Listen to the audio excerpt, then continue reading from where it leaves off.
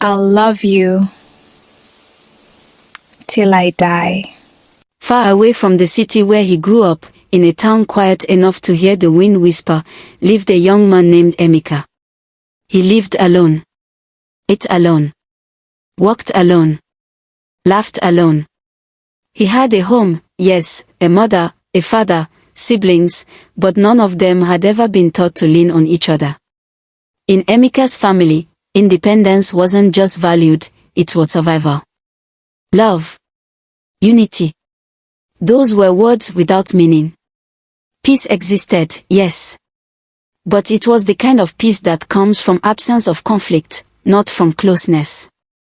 They could sit together, eat together, smile together at gatherings, but they were all islands, drifting alone, even in the same home. Cousins, uncles, aunts, everyone lived like that. Polite. Calm. Detached. Sometimes, Emeka would remember the stories his grandmother told.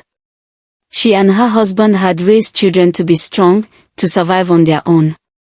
They had loved, yes, but love was discipline, endurance, and self-reliance. That philosophy carried down the generations. And now, it had reached him. He had learned to survive alone. Cook his meals. Wash his clothes. Manage his bills. Carry the weight of loneliness. But sometimes, at night, scrolling through his phone, Emeka would see families laughing together, parents hugging children, siblings sharing secrets, adults consulting parents for advice, celebrating small joys. He saw warmth he had never known. And he ached. Quietly, painfully. Why can't my family be like that? He whispered to himself more than once. The turning point came when his grandmother died. She had been the last thread holding the family together.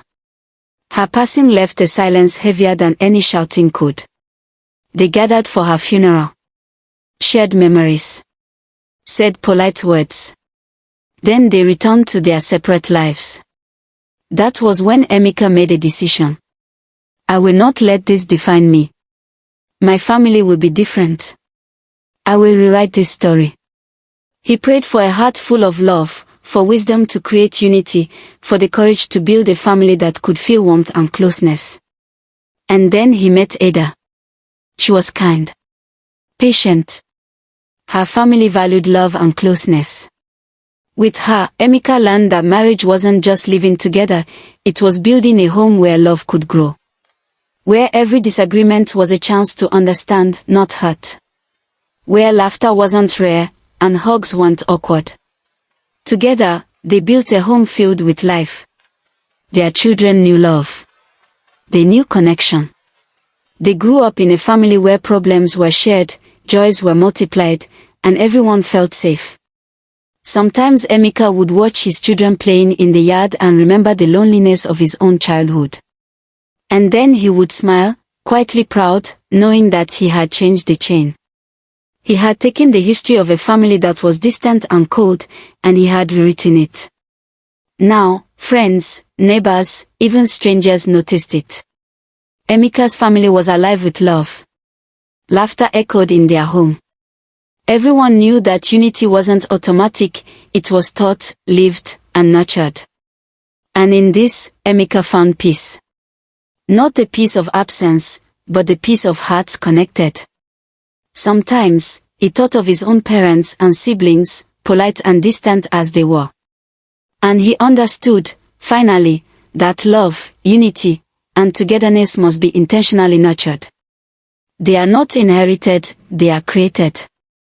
Emeka had become the bridge he had longed for. The father and husband who transformed the loneliness of the past into the warmth of the future. And in his children, that love would continue, stronger, unbroken, and eternal.